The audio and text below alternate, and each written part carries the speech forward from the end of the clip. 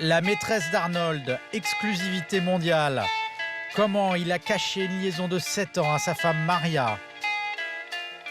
La maîtresse s'appelle Gigi Goyette. Nous l'avons rencontrée chez elle à Malibu, à 1 heure de Los Angeles, en Californie. Cette ancienne enfant star n'avait que 16 ans quand elle a rencontré l'acteur pour la première fois en 1975. C'était ma première liaison avec un vrai homme. Je l'ai rencontré à Venice, en Californie, à la gym. Il est passé à côté de moi et m'a dit « Chichi, tu as un beau cul ». C'est comme ça qu'on s'est rencontrés. Gigi n'avait alors jamais raconté cette relation à la presse. Jusqu'à l'appel du National Enquirer en 2001. Le tabloïd lui fait alors une offre difficile à refuser. Vous avez touché 25 000 € pour l'histoire? Non. Non? Plus précisément, je dirais que j'ai été payé 25 000 € pour corriger les erreurs de leur article. C'était clair pour moi qu'ils allaient le publier avec ou sans ma participation.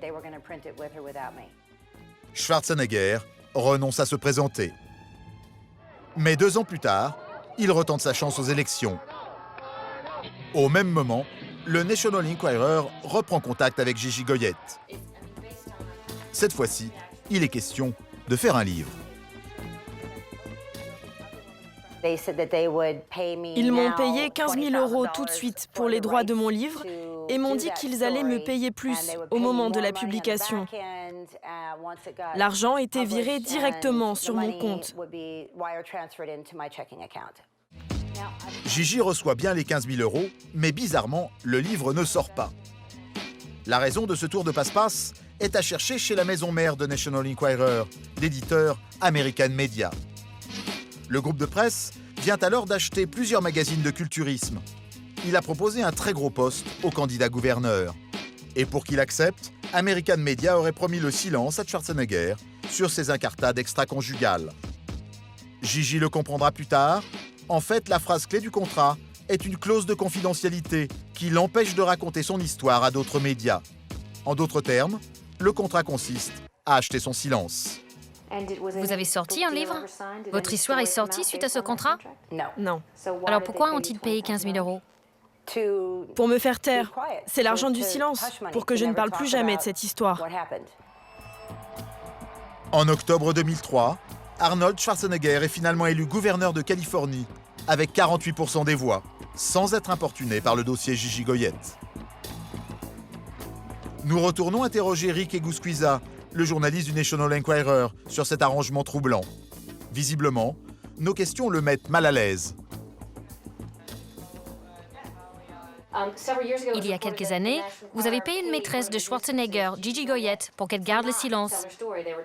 Vous vouliez la protéger.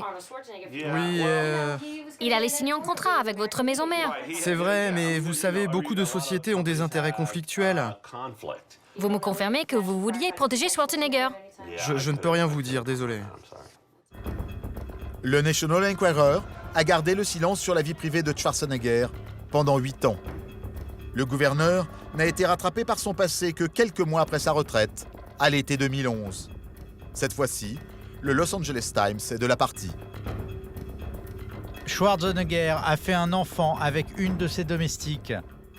Nous pensions que c'était une histoire très importante, parce qu'il s'agit de l'ancien gouverneur de Californie qui vivait un énorme mensonge pendant son mandat.